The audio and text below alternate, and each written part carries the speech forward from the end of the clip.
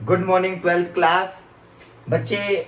Last time हम alternating current के बारे में डिस्कस कर रहे थे। आप लोगों को चीजें मैंने बताई थी कि अल्टरनेटिंग करंट की वैल्यू किस तरह से फाइंड आउट करते हैं। उसकी आरएमएस वैल्यू बेटा सबसे मोस्ट यूज करने वाली वैल्यू होती है ना, फुल साइकिल के लिए वो आरएमएस वैल्यू होती है। तो इसका मतलब जहां करंट आए ना एसी में आरएमएस वैल्यू समझना, अगर पीक नहीं दे रखी तो बेटा समझ में आई बात। तो अब सुनना, अब बेटा इस एसी सर्किट का अलग अलग एसी करंट का अलग अलग सर्किट में नेचर चेक करते हैं, रेजिस्टेंस लगा के, इंडक्टर लगा के, कैपेसिटर लगा के। तो इसका मतलब लिखो nature of alternating current in different circuit बेटा, nature of AC in different circuit. Heading डालो बेटा डिफरेंट सर्किट। बेटा सबसे पहला काम क्या है, हम लोग दो ही रिलेशन चेक करेंगे, वोल्टेज और करंट। कैसे वेरी करेंगे तीनों सर्किट में, यानी कि वो सर्किट कौन कौन से हैं बच्चे जिसको हम डील करेंगे। वो है कैपेसिटर, ध्यान से समझना, इंडक्टर और है बेटा रेजिस्टर। यानी कि इन तीनों में हम लोग जो इन तीनों डिवाइस के अंदर एसी का नेचर चेक करेंगे। डीसी नहीं है, एसी है की बार बेटा, अल्टरनेटिंग है। बैटरी नहीं है, ये बैटरी वेरिएबल करंट देने वाली है कि ये सिंपल बैटरी डीसी वाली नहीं है बेटा। हम इसका नेचर देखते हैं डीसी में, एसी में पहली बार फेस होगा रेजिस्टेंस बेटा। तो क्या होगा, कैपेसिटर का सिंबल सब बच्चे जानते हैं। इंडक्टर एक कोयल बना होता है, इंसुलेटिंग कॉपर वायर यूज कर सकते हो। रेजिस्टेंस जो है ना बेटा वो ये सिंबल होता है, ये सिंबल होते हैं बेटा इंडक्टर का, रेजिस्टर का और कैपेसिटर का। क्लियर है। अब बात करते हैं, स्टार्टिंग करते हैं बेटा कि अल्टरनेटिंग करंट। अब बात करते हैं कुछ पैरामीटर्स हैं जो इसका इंडिकेशन बताएंगे करंट और वोल्टेज में। तो लिखो बेटा some important diagram which show the relation between, note करते चलो बेटा, which show the relation between current and voltage in different current and voltage in different circuit beta, in different devices we can say, like जैसे register, inductor, capacitor. बस बेटा ये बात याद रखना। कुछ डायग्राम होंगे, कुछ डायग्राम है, इंपॉर्टेंट डायग्राम है which show the relation between current and voltage in different devices like resistor, inductor, capacitor. बेटा उन डायग्राम के बिना हम रिलेशन नहीं बता सकते। समझ में आई बात। Different relation between voltage and current in different devices like resistor, inductor and capacitor at same frequency. ये भी लिख लेना बेटा साथ में, एट सेम फ्रीक्वेंसी। उनकी फ्रीक्वेंसी सेम होनी चाहिए कम से कम। अगर ये वोल्टेज और करंट के बीच में कोई डायग्राम बनाएंगे ना, कुछ रिलेशन बताएंगे ना, तो वोल्टेज और करंट की फ्रीक्वेंसी अलग नहीं होनी चाहिए बेटा। तो ऐसे कुछ डायग्राम, कुछ ऐसे डायग्राम जो ये रिलेशन बनाएंगे उनको बोलते हैं बेटा कॉल्ड फेजर डायग्राम बेटा, उनको बोलते हैं फेजर डायग्राम बेटा। याद रखना ये बात बेटा, उनको बोलते हैं फेजर डायग्राम।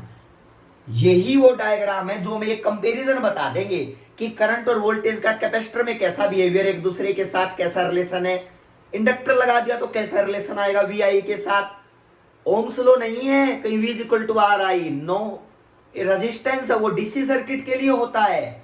यहां रेजिस्टेंस का रिलेशन भी एसी ओम्स लॉ वाला नहीं है बेटा, क्योंकि रेजिस्टेंस एसी में है और ओम्स लॉ किस में वैलिड होता है, डीसी सर्किट के अंदर। तो इसका मतलब आपको क्लियर होना चाहिए कि यहाँ पे फेजर डायग्राम हम लोगों को आई और वी में रिलेशन बताएगा, but frequency must remains constant between I and V बेटा। क्लियर है। फ्रीक्वेंसी होती है number of rotation per second. अब आगे बढ़ते हैं। सर एसी सोर्स है कौन सा बेटा, मैं बहुत बार ये चीजें बता चुका हूं। जो एसी सोर्स है ना वो है जनरेटर, सबसे बेस्ट सोर्स है जनरेटर। और जनरेटर में याद है आप लोगों को मैंने वोल्टेज फाइंड आउट की थी, variable voltage.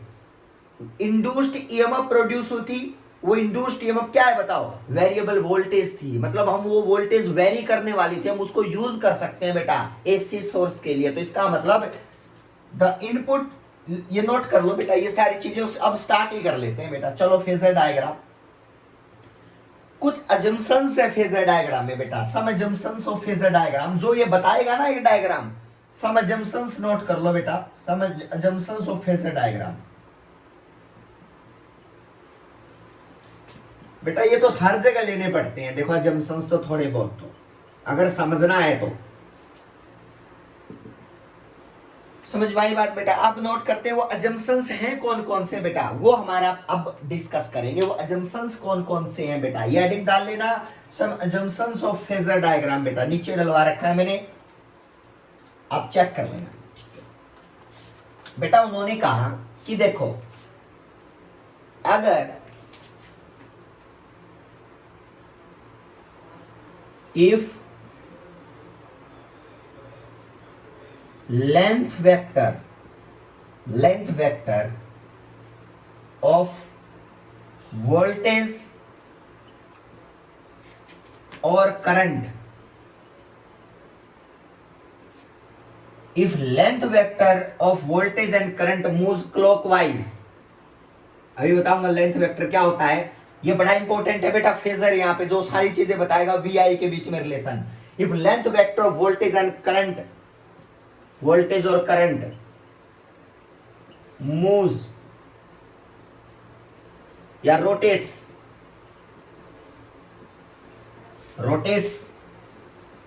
In clockwise manner,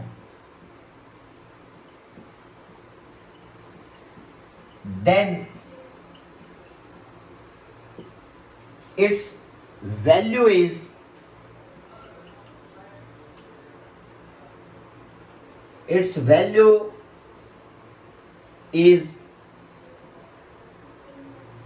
taken as, अगर बेटा वोल्टेज और करंट रोटेट्स क्लॉकवाइज, किसका लेंथ वेक्टर बेटा, वोल्टेज और करंट का लेंथ वेक्टर, कोई भी लेंथ वेक्टर लूंगा देखना बेटा, अगर वो क्लॉकवाइज रोटेट करता है, अगर क्लॉकवाइज क्या करता है बताओ, रोटेट करता है, then the value is taken as, इन दोनों की, then value is taken as negative value of phasor diagram, negative value of that quantity, negative value of that quantity, या वोल्टेज हो चाहे करंट हो कोई फर्क नहीं पड़ता बेटा। अगर उसकी लेंथ वेक्टर अगर क्लॉकवाइज रोटेट कर गया ना बेटा, क्लॉकवाइज रोटेट कर गया, किसी का समझ जाना कि वो वैल्यू क्या ली जाएगी, नेगेटिव बेटा, एंड वाइस वर्सा, अपोजिट भी ये बिल्कुल सही है बेटा, vice versa.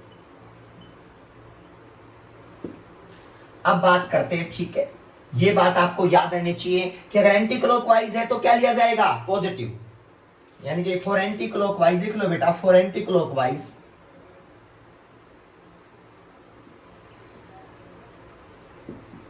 Taken as positive,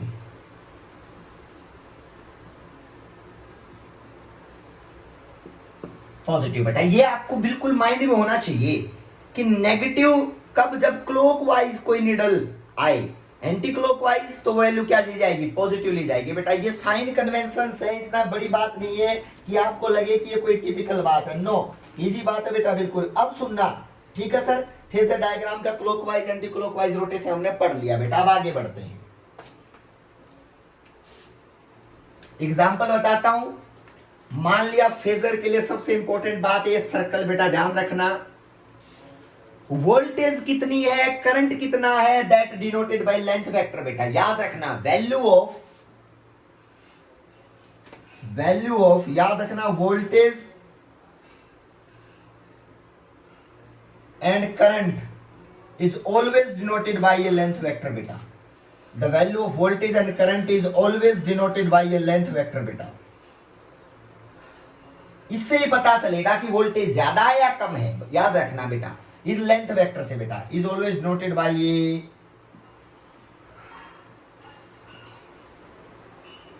ये फेजर है बेटा, जो डायग्राम हमें बताएगा आईवी में रिलेशन बेटा। तो क्या करो, दो एक्सिस का ये डायग्राम, ये सर्कल में मान लिया बेटा कोई वोल्टेज है, अगर वोल्टेज बेटा ये एरो यहां पे है, तो इसका मतलब ये समझ जाना कि ये वैल्यू बता रहा है यहां पे, किसकी बताओ, वोल्टेज या करंट जो भी आपको दे रखा है कि ये वोल्टेज है तो इसका मतलब वोल्टेज की रीडिंग बता रहा है। याद रखना अगर ये क्लॉकवाइज घूमेगा तो समझ जाना ये पॉजिटिव वैल्यू आ रही है इसकी बेटा। अगर ये एंटी क्लॉकवाइज घूम जाएगा, अगर ये क्लॉकवाइज तो एंटी क्लॉकवाइज पॉजिटिव और क्लॉकवाइज नेगेटिव, तो देखो ये पॉजिटिव आ रही है, और ऐसे घूम जाए तो ये समझ जाना नेगेटिव में जा रहा है बेटा। तो रिमेंबर दैट थिंग, आपको ये वोल्टेज की वैल्यू और करंट की वैल्यू आज के बाद लेंथ वेक्टर से पता होनी चाहिए। मैंने कहा आप लोग वेक्टर में सीख चुके हो ना, आई अगर ज्यादा है, अगर कोई वेक्टर बड़ा है तो उसका लेंथ ज्यादा लेते हैं, और जो वेक्टर छोटा तो उसकी लेंथ स्मॉल लेते हैं। तो आपको समझना पड़ेगा आप लेंथ वेक्टर क्या होता है बेटा।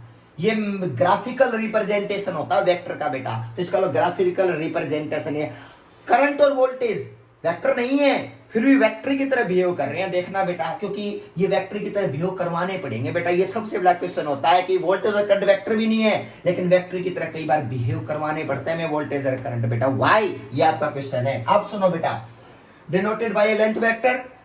अब ये फेजर डायग्राम बना लेना। अब रेजिस्टेंस में नेचर देखेंगे इस फेजर का क्या बनेगा। अगर मैं कहूं करंट है बेटा, करंट की वैल्यू स्मॉल है, तो बेटा इसका मतलब हो सकता है वो कहीं भी बेटा, वो पीछे है आगे है वो भी चेक करेंगे। मान लिया करंट स्मॉल है तो बेटा स्मॉल है तो वो ऐसे भी रह सकता है। वो इसके साथ में करंट अगर स्मॉल रह रहा है बेटा तो आपको ये बताना चाहिए कि वो यहाँ पे भी रह सकता है बेटा। तो मतलब अगर स्मॉल वैल्यू रह जाएगी तो उसका एरो छोटा मिलेगा बेटा। और ये ओरिजिन होता है फेजर का, ये ओरिजिन है बेटा। क्लियर है। अब बात आती है बेटा, जो ये रोटेट करता है ना, ये कितना जल्दी जल्दी रोटेट करेगा, ये उसकी फ्रीक्वेंसी है, इसकी लेंथ वेक्टर की फ्रीक्वेंसी है कि वो वोल्टेज की वैल्यू कितनी जल्दी जल्दी क्या करेगी बताओ, रोटेट करेगी। उसकी फ्रीक्वेंसी कितना जल्दी रोटेट करेगी, वो बेटा इस सर्कल की क्या ओमेगा, क्या है वो ओमेगा है बेटा। तो ये तो लेंथ वेक्टर है, और ये हो सकता है ये वी हो ये आई हो बेटा। तो इस बात का पता नहीं वी और आई का रिलेशन क्या आया है, समझ जाना। लेंथ छोटी है, करंट कम आया है तो ये छोटी लेंथ डिनोट कर देना, करंट ज्यादा है तो ये बड़ी लेंथ से, मतलब आपको ये सिंबल पता होने चाहिए भाई। अब आगे बढ़ते हैं, ये प्रैक्टिस से चीजें क्लियर हो जाएंगी। अब बात क्या है, रेजिस्टेंस का नेचर, वोल्टेज और करंट का नेचर जानते हैं। रेजिस्टेंस के अंदर हेडिंग डालो बेटा, AC behaviour in register, AC behaviour in alternating current, behaviour in किस में बताओ, बिहेवियर इन रेजिस्टेंस बेटा। सिंबल याद रखना सब। तो क्या किया बच्चे, सिंपल ही बात है, मैंने एक रेजिस्टेंस लिया, ये सर्किट इजी है बेटा बिल्कुल। मैंने ये सोर्स लगाया, वेरिंग, ये वेरिंग वोल्टेज मैंने जनरेटर से पता चल गई थी ना, V naught sine omega t, इसको बोलते हैं इनपुट वोल्टेज बेटा। ये दी मैंने वोल्टेज। अब रेजिस्टेंस आर सबको पता है बेटा, आपको पता है कि अगर ये वी यहां जाएगा सर्किट में तो इसका करंट कितना प्रोड्यूस होगा। तो इसी बात है, current produce by current produce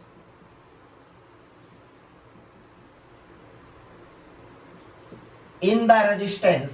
देखो वोल्टेज वेरी है तो करंट भी बार बार वेरिएबल आ जाएगा। Current produce in the resistance is क्या बनेगा बताओ, वोल्टेज ये है बच्चे, करंट ये है, तो क्या वैल्यू आनी चाहिए बेटा, बहुत इजी बात है, आप बता सकते हो। रेजिस्टेंस है ना, तो इसका मतलब मैंने कहा V naught sine omega t, तो इनपुट वोल्टेज है लो बेटा V naught sine omega t. Resistance है, करंट भी वेरिएबल आएगा ना, तो बेटा आई मान लिया, आई यहां वेरिएबल करंट बेटा, क्योंकि करंट चेंज होगा बेटा। क्लियर है। अब आई की वैल्यू क्या आ गई समझना बेटा, V naught sine omega t by R. V note by R को मैं आई नोट बोल सकता हूं, पीक वैल्यू, क्योंकि तो कांस्टेंट हो जाती है ना, ओम्स लॉ को ओबे कर सकती है। वी नोट बाई आर क्या होगी, साइन ओमेगा टी बेटा, और ये वैल्यू है आई की, तो इसका मतलब ये मैक्सिमम करंट होता है आई नोट। और पूछे तो पता है पीक वैल्यू होती है बेटा, मैं ये चीज आपको बता चुका हूं, तो आई नोट की वैल्यू बन गई वी नोट बाई आर बेटा। सुनना, इनपुट वोल्टेज ये वाली, आउटपुट करंट ये मिलेगा, मतलब ये तो कॉज है, ये उसका, ये क्या है बताओ, इफेक्ट है बेटा। कॉज ये है, इफेक्ट ये उसका, वोल्टेज अप्लाई की, करंट आ गया बेटा आई नोट साइन ओमेगा टी। तो इसका मतलब एक चीज देखो, अब सर आई और वी का रिलेशन कैसे चेक करें, तो सबसे पहला काम है फेजर डायग्राम पे आओ, कौन आगे है कौन पीछे है, कितनी लेंथ कितनी है उसकी, तो फेजर डायग्राम सारी चीजें बता देगा बेटा। तो देखना फेजर डायग्राम में दो नीडल बनाएंगे, एक तो करंट नीडल और एक वोल्टेज नीडल बेटा। क्या बनाती है देखना बेटा, फेजर डायग्राम देखो बेटा, ये चीज याद रखना, V note by R peak value of current होती है, एसी की पीक वैल्यू क्या होती है मैं बता चुका हूं, मैक्सिमम वैल्यू बेटा, I is equal to I naught sine omega t. अब एक चीज देखना, ये जो लास्ट होता है ना बेटा, ये एंगल वाला, इसको बोलते हैं फेज। याद रखना, इसको फेज बोलते हैं बेटा, ये फेज, इसको फेज बोलते हैं बेटा। तो एक चीज आप लोग जनरली देख लेना, फेज दोनों में सेम आया है, वोल्टेज का भी फेज और करंट का भी। फेज का मतलब होता है लोकेशन, लोकेशन उसकी वहीं आएगी, यानी कि वोल्टेज और करंट दोनों की पोजीशन एक टाइम पे वही मिलेगी बेटा आपको, करंट भी वही मिलेगा और वोल्टेज भी। इसका मतलब उसको बोलते हैं एक फेज में होना किसी चीज को बेटा। तो देखो फेज ओमेगा टी, इसमें भी ओमेगा टी, ये होता है पोजीशन ऑफ पार्टिकल कहां है किसी टाइम के ऊपर, तो उसका फेज बोला जाता है बेटा। तो इसका मतलब ओमेगा टी बेटा। और ओमेगा टी कैसे आया था याद होगा, theta is equal to omega t से मैंने जनरेटर में आपको प्रूव करवाया था बेटा। अब सुनो नेक्स्ट, फेजर डायग्राम कई बार पूछा जाता है कि इसका फेजर डायग्राम बनाओ बेटा। तो आप बताना कि भाई देखो, पहली बात तो ये है, अगर मैं आपसे पूछता हूं जनरली बेटा, देखो मैंने कहा कि यहां पे ये ग्राफ बना है फेजर वाला, मैंने कहा दो निडल चाहिएंगी, वोल्टेज की और करंट की बेटा। देखो वोल्टेज है V naught sine omega t, तो इसका मतलब मैंने कहा ये निडल जो है ना, ये मान लिया वोल्टेज की है यहाँ पे, यानी कि कुछ टाइम में पता है कितना फेज बन रहा है, मान लिया एक्स एक्सिस से कितनी दूर घूम के गया बताओ, ओमेगा टी। फेजर डायग्राम में देखो बेटा, इसका मतलब ये मान लिया v का है और ये v naught sine omega t है, ये at an instant t time बाद इसकी वैल्यू ये है बेटा v naught sine omega t. ठीक है बेटा, अब सुनना, करंट कहां जाएगा, करंट है वी नोट बाई आर, मतलब वोल्टेज से तो कम ही रहेगा लेकिन फेज सेम है। तो बेटा ये एरो अगर वोल्टेज का है तो इसको स्मॉल एरो यहीं दिखा देना, ये करंट की किसका एरो बनेगा बताओ, करंट का बनेगा। रिमेंबर दैट थिंग बेटा, ये अगर एरो वोल्टेज का है, करंट का एरो उसी लाइन में बनेगा, क्योंकि फेज तो सेम है बेटा। फेज क्या होता है, एंगल उसकी location omega T, t time बाद वो दोनों वोल्टेज यहां पहुंच गई बेटा। तो याद रखना करंट भी उसके साथ ही वहीं पे पहुंच गया बेटा, क्योंकि वी और आई एक साथ आगे बढ़ते हैं किसमें, रेजिस्टेंस में। ये इसका कौन सा डायग्राम बन गया बताओ, फेजर डायग्राम बोलते हैं कि नो फेज डिफरेंस बिटवीन, लिख लो ना बेटा, no phase difference between voltage and current बेटा in resistance, no phase difference between voltage and current, voltage and current in resistor, in resistance बेटा। याद रखना सेम फेज में है दोनों, लाइज इन सेम फेज बेटा, मतलब एक टाइम पे दोनों एक जगह मिलेंगे, टी टाइम बाद मान लिया घूम के वो रोटेट करने लग रहे हैं बेटा, वो यहां पहुंच गया ओमेगा टी एंगल बना के टी टाइम बाद एक्स एक्सिस से। तो इसका मतलब करंट भी वही मिलेगा आप लोगों को, क्योंकि देखो ओमेगा टी फेज सेम है, लेकिन करंट स्मॉल एरो क्यों लिया सर आपने, क्योंकि बेटा देखो करंट के तो कुछ डिवाइड हो रहा है ना, वोल्टेज का रेजिस्टेंस कुछ डिवाइड होगा तो ये फैक्टर छोटा रह जाएगा, फैक्टर क्या हो जाएगा बड़ा। तो इसका मतलब ये फेजर डायग्राम आपने याद रखना है, बड़ा इंटरेस्टिंग है बेटा, मुश्किल काम नहीं है। अब बात करते हैं, ठीक है, अगर आपसे पूछे इसका मतलब सर ऐसा क्यों हुआ, सबको पता है जैसे जैसे वोल्टेज बढ़ाऊंगा करंट उसके साथ बढ़ना शुरू होता है, मतलब वोल्टेज जैसे ही बढ़ाई करंट साथ में बढ़ेगा।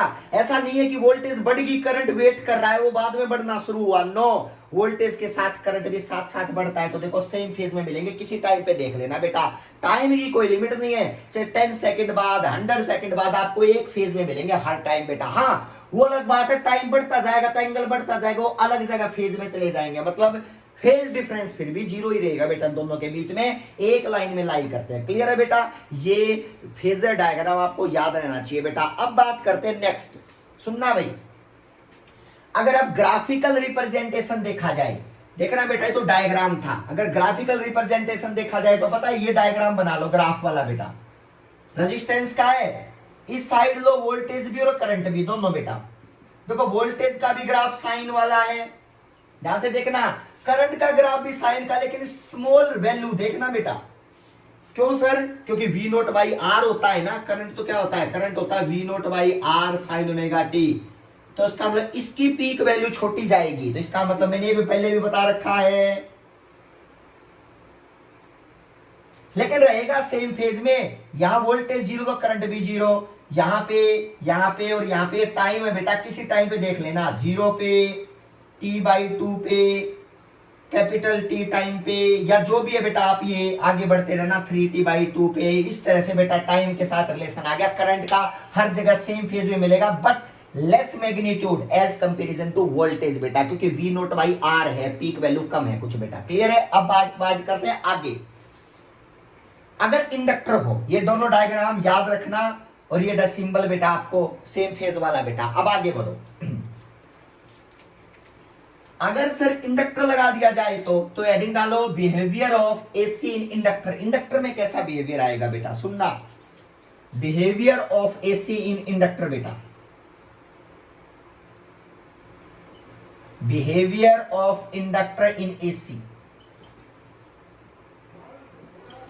कैसा बनेगा। इस पहले तो इंडक्टर का सिंबल बना दो, लो बेटा ये इंडक्टर, और इसके साथ एक अल्टरनेटिंग सोर्स की वोल्टेज जोड़ दी, V is equal to V not sine omega t, बात खत्म। इसका बिहेवियर कैसा होगा बेटा, याद रखना, जैसे वोल्टेज वेरी करेगी करंट वे चेंज होगा ना, करंट चेंज क्या करेगा बताओ, इसमें ईएमएफ पैदा कर देगा, इंड्यूस्ड ईएमएफ। और पता है कितनी होती है, फेराडे ने बताया थी वो वैल्यू, वो ई होती है बेटा minus L d I by d T. L होती है सेल्फ इंडक्टेंस ऑफ कोयल बेटा। तो इसका मतलब करंट अगर चेंज होगा, ये बैटरी करेगी ना, तो इसमें इतनी इंड्यूस्ड ईएमएफ प्रोड्यूस हो जाएगी। वो क्या करेगी, वो करंट को अपोज करेगी फर्दर बढ़ने से। तो इसका मतलब अगर ये पॉजिटिव नेगेटिव है एक साइकिल में एसी में, तो ये पॉजिटिव बन जाएगा, ये नेगेटिव। अगर बेटा इसने नेगेटिव पॉजिटिव कर लिया तो ये नेगेटिव ये पॉजिटिव, मतलब इसका काम रोकना है बेटा। मतलब सेम पोलरिटी, पॉजिटिव नेगेटिव है तो इसको पॉजिटिव पॉजिटिव नेगेटिव नेगेटिव ऐसे रोकना चाहिए बेटा साथ लग के। अगर ये नेगेटिव पॉजिटिव बन गया तो ये नेगेटिव बन जाएगा, ये पॉजिटिव। तो मतलब ये है कि इंडक्टर के आज तक चार्ज नहीं हुआ था, इंडक्टर के टर्मिनल पे क्या हो जाता है बताओ, पोटेंशियल सेट कर देती है। मतलब क्यों, ये ईएमएफ प्रोड्यूस हो जाती है बेटा। अगर ये बैटरी डीसी होता, डीसी, तो यहाँ कोई करंट चेंज नहीं होता बेटा, हम कहते कोई ईएमएफ पैदा नहीं हुई। तो ईएमएफ अगर प्रोड्यूस होती है कोयल में तो चेंज इन करंट की वजह से, ये बात फैराडे ने बताई थी बेटा। और आपको पता है E is equal to minus d L by L d I by d t बेटा। ये रिलेशन आप सबको याद भी रहना चाहिए बेटा। आई होता करंट चेंज, एल होता है सेल्फ इंडक्टेंस। अभी तो टॉपिक करवाए थे वो, कोफिशिएंट ऑफ सेल्फ इंडक्टेंस बेटा, कोफिशिएंट ऑफ सेल्फ इंडक्टेंस बेटा, ध्यान से देखना।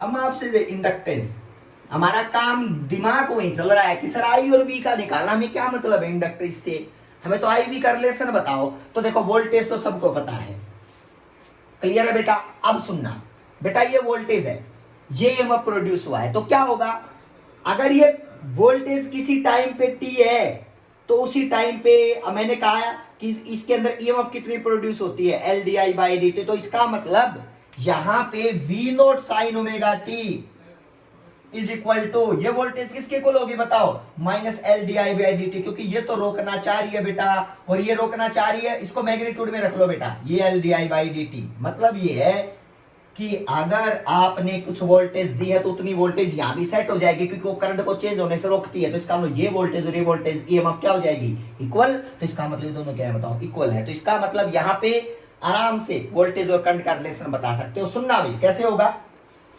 बेटा, मुझे एक बात बता दो, L d I by d T, मुझे वोल्टेज तो पता है, यहां से करंट चाहिए, कैसे निकाले, कौन बताएगा, बताओ जल्दी से। सुनना, आई चाहिए ना, V not sine omega t into d t by L sir is equal to d i. सबने पता, क्रॉस मल्टीप्लाई कर दिया, ये डिवाइड में आ गया। करंट चाहिए तो इंटीग्रेशन कर दिया दोनों साइड बेटा, क्लियर है। अब बात करते हैं सर, ठीक है, करंट चेंज होगा, मान लिया करंट यहां पे लिमिट ली 0 टू टी, टी टाइम में कितना होगा यहाँ 0 टू आई बेटा, इसकी लिमिट ले ली कि भाई देखो जब जब जब जीरो करंट था तो यहाँ टाइम 0 था, जब जैसे जैसे करंट बढ़ना शुरू हुआ टाइम टी पे करंट आई हुआ, तो इसका मतलब यह टाइम का फंक्शन है या करंट का फंक्शन है। इंटीग्रेशन वाले मैथमेटिक्स के बच्चे तो आराम से जानते होंगे बेटा। सिर्फ बायो के बच्चों को याद रखना है कि V not sine omega t input है, उसने इंड्यूस्ड ईएमएफ प्रोड्यूस कर ली, फैराडे ने बताई थी बेटा, L d I by d T.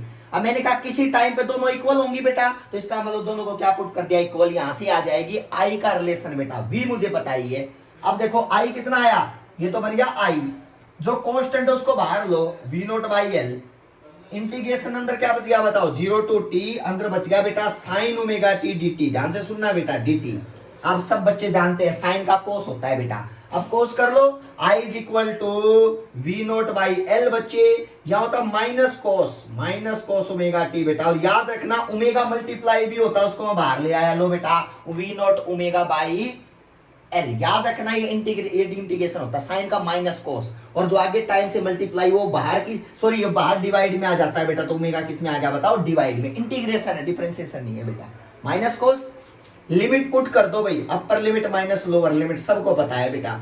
जब लिमिट पुट करोगे तो यू आपका रिजल्ट जो आएगा that is equal to I is equal to V not by omega L is equal to, यहां पे कर लो बेटा, upper limit minus cos omega t minus lower limit, यानी कि टाइम लोअर लिमिट पुट करो तो प्लस का कोस 0 1, तो बेटा ये रिलेशन आ गया। याद ध्यान से सुनना, ये रिलेशन आ गया बेटा। अब सभी सबको पता है कि सर देखो ये रिलेशन हमें हमें हमें तो इनपुट वोल्टेज तो या वोल्टेज ये दिया, करंट ये आया सर, समझ में आई बेटा।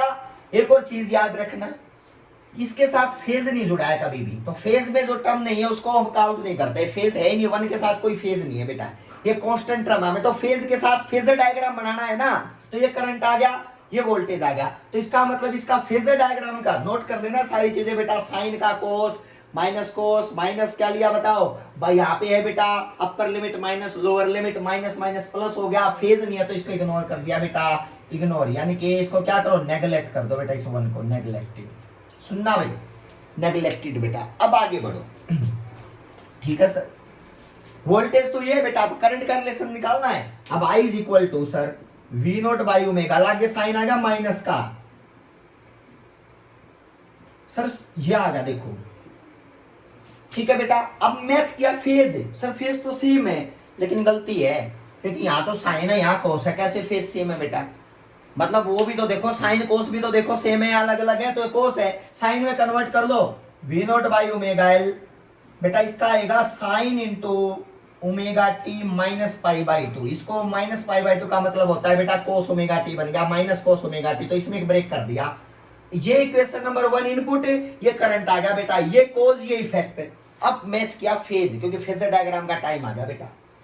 अब फेजर डायग्राम में देखा ना, इसका मतलब सर यहाँ तो ओमेगा टी था सर, यहाँ पे omega T plus pi by 2, मतलब ये तो सेम फेज में तो नहीं है बेटा, इसका मतलब करंट और वोल्टेज इंडक्टर में कभी सेम फेज में रहती नहीं है बेटा, करंट अलग बिहेव करता है, वोल्टेज अलग बिहेव करती है, करंट कहीं और मिलेगा, वोल्टेज कहीं और मिलेगी बेटा, मतलब सेम फेज में नहीं है। चेक कर लो बेटा, चाहे कि इसमें omega t minus pi by 2, इसमें ओमेगा टी, फेजर डायग्राम बनाने की बारी आई। अब आओ बेटा कैसे फेजर डायग्राम बनाओगे, ये रिलेशन आपने याद रखना, मुश्किल नहीं है, एक बार मैथमेटिक्स के बच्चे तो बहुत इजीली कर देंगे, बस बायो के बच्चों को ये चीजें समझनी है, इंटीग्रेशन कैसे करते हैं, अपर लिमिट माइनस लोअर लिमिट, 1 को नेग्लेक्ट कर दिया क्योंकि फेज ही नहीं, हम तो फेज का कंपेरिजन करना चाह रहे हैं बेटा, तो V not omega t cos omega t, और ये बेटा माइनस साइन, और माइनस कोस ओमेगा टी क्या होता है, sine omega t minus pi by 2, तो ये रिलेशन सेम ऊपर वाला बन जाएगा बेटा।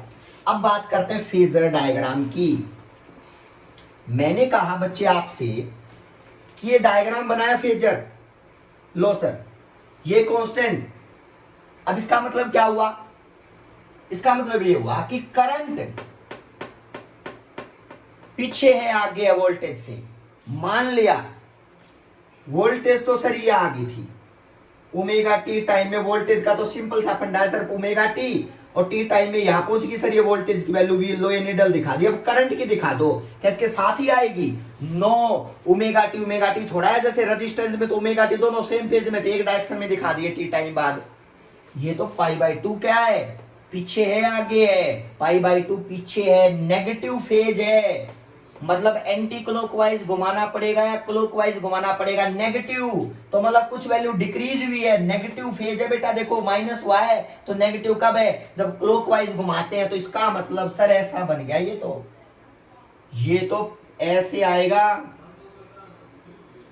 यहां पे ये नीडल एंटी क्लॉकवाइज पीछे रखना है हमने, क्योंकि नेगेटिव हुआ है पाई बाई 2, समझना है बात, मतलब इस इंडक्टर में सिंपल ही बात है बेटा, वोल्टेज आगे गई है, करंट पीछे रहेगा बेटा, कितने फेज से, पाई बाई 2, मैंने क्या बताया था, फेजर डायग्राम में अगर कोई चीज पीछे रहती है ना, नेगेटिव साइन आ जाए बेटा फेज में, कुछ वैल्यू माइनस हुई है, तो इसका मतलब फेज क्लॉकवाइज घूमेगा, मतलब इसके साथ की वजह से पीछे आएगा, कितना इससे कितना पीछे है, omega t minus pi by 2, मतलब ये है कि ओमेगा टी तो ये था, तो ये क्या बच गया बताओ, पाई बाई 2, और माइनस साइन अपने आप लगा लो बेटा, क्योंकि फेजर क्या हुआ बताओ, एंटी क्लॉकवाइज घुमाया, तो इसका मतलब ये टोटल फेज तो पाई बाई 2 है, लेकिन ये omega t minus pi by 2 को लोकेट करना है ना, तो बताओ बेटा ये से omega t minus pi by 2 ये फेज डिनोट करना है, तो जिसका मतलब यहां से चलेंगे तो ये पाई बाई 2 है। अब सर इधर क्यों लिया आपने,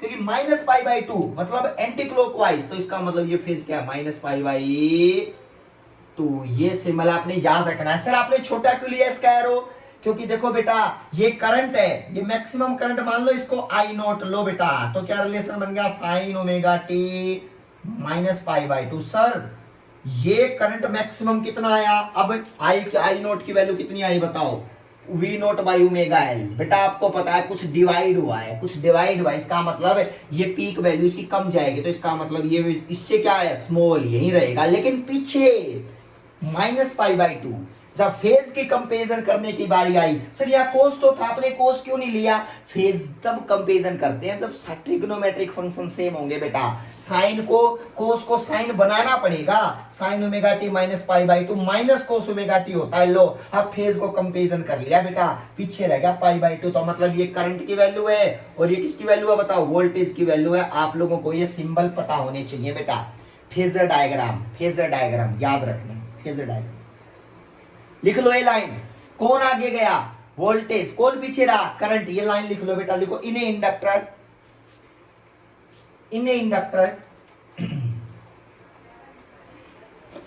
इन इंडक्टर बेटा voltage inductor current lags behind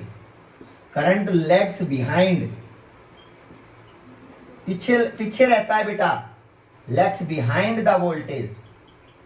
कितने पीछे रहा, lags behind the voltage by phase angle. कितने फेज से पीछे रहा बेटा, by phase angle pi by 2। ये इंपॉर्टेंट लाइन है, मतलब करंट पाई बाई 2 एंगल पीछे रह गया वोल्टेज से फेज वाइज। मतलब जितनी तेजी से वोल्टेज बढ़ी उतनी तेजी से करंट। कैसे पता चला पता है बेटा, देखो करंट जाएगा, ईएमएफ प्रोड्यूस हुई, ये ईएमएफ क्या कहिए, करंट क्यों आया, करंट चेंज क्यों हुआ, रोकने की, पहले से ही आगे थी तभी तो उसने पीछे कर दिया। इसका मतलब पहले से आगे थी तो वोल्टेज तो लीड पे ही गई 100% बेटा। इसका मतलब करंट गया तो उसने पता चला रोक रही है कोई चीज वहां, मतलब वहां लीड पे थी कोई चीज, तो इसका मतलब ईएमएफ लीड पे जाता है करंट के कंपेरेटिवली। तो इसका मतलब करंट जाएगा तो उसको रोकने के लिए आगे मिलेगी ईएमएफ बेटा, क्योंकि अपोज करती हो करंट चेंज को बेटा। तो इसका मतलब करंट, वो सोचने की बात है, इसका मतलब जो यहाँ वोल्टेज डेवलप हुई है वो वोल्टेज लीड पे है, किसके कंपेरेटिवली, करंट के कंपेरेटिवली, क्योंकि आगे पहुंची है बेटा तभी तो उसे रोकने की ट्राई की। तो इसका मतलब ये बात आप याद रखोगे। किसी चीज में जाओ, कोई बंदा अंदर है, अंदर आप एंटर करोगे तो रोकने की ट्राई करेगा, तो हम क्या था, अंदर था कोई, इसका मतलब वो हमसे लीड पे है, पहले है बेटा वो, इसका मतलब ये वहां जा चुका है वो, तो ये ई लीड पे है, ये पीछे छूट गया बेटा है करंट। तो इसका मतलब फेजर हमेशा याद रखना बेटा। तो पाई बाई 2 इन दोनों में एंगल देखोगे तो पाई बाई 2 मिलेगा, फेज एंगल पाई बाई 2 से पीछे है। अब आपको क्लियर होनी चाहिए सारी चीजें। इंडक्टर का ऐसा बिहेवियर होता है, करंट तो चला जाएगा, वोल्टेज उससे पहले गई मिलेगी, वो इंड्यूस्ड ईएमएफ बेटा जो उसको रोकने की ट्राई करेगी बेटा। अब बात करते हैं, ठीक है सर, ये चीजें हमारी क्लियर है, omega t minus pi by 2। अब नेचर आता है कैपेसिटर का। सर नेचर कैपेसिटर का बिहेवियर कैसा होता है, इंडक्टर का पढ़ लिया, रेजिस्टेंस में सेम डायग्राम में इंडक्टर का नेचर कैसे होगा। अब सुनते हैं बेटा कि नेचर इंडक्टर में कैसा होगा, सॉरी कैपेसिटर में कैसा होगा बेटा। कैपेसिटर का नेचर सुनना, इसका ग्राफ बना सकते हो, आराम से बना सकते हो, ग्राफ आराम से बना सकते हो। लो मैं भी बना देता हूं इसका ग्राफ बेटा, सेम फेज में तो है नहीं, ग्राफ देख दो। देखो बेटा ये ऐसे जाएगा, ये वोल्टेज है, ठीक है, लेकिन ये पीछे रहा है, ये बेटा देखो, ये यहाँ पे क्या है, यहाँ पे मैक्सिमम आई की वैल्यू, आई और वी कुछ भी लो बेटा इस फेज पे। देखो ये जो ग्राफ शुरू होगा ना, पता कैसे होगा, यहां से बेटा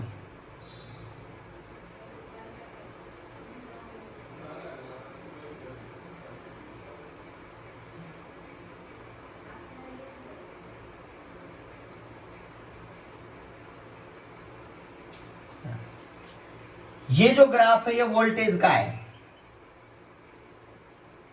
और ये ग्राफ है करंट का है। देख लो पीछे से स्टार्ट हुआ, नीचे से बेटा, ये माइनस आई नॉट, ये वोल्टेज वी नॉट, आपको याद रहना चाहिए वोल्टेज वी नॉट नीचे से, मतलब फेज, मतलब नीचे से स्टार्ट हुआ, इसका मतलब ये लेग्स बिहाइंड पीछे रहा है बेटा, तो इसका मतलब ये नीचे से स्टार्ट हुआ है बेटा। तो कितने इनके बीच में कितना फेज होगा, ये फेज वाइज देखा जाए तो ये π/2 का फेज है बेटा, यहां से यहां तक का। तो इसका मतलब ये अलग, ये ग्राफ वहां से स्टार्ट नहीं होगा जैसे ओम्स लॉ में स्टार्ट हुआ था बेटा, ये कुछ एंगल से नीचे से चलेगा, मतलब फेज डिफरेंस आएगा।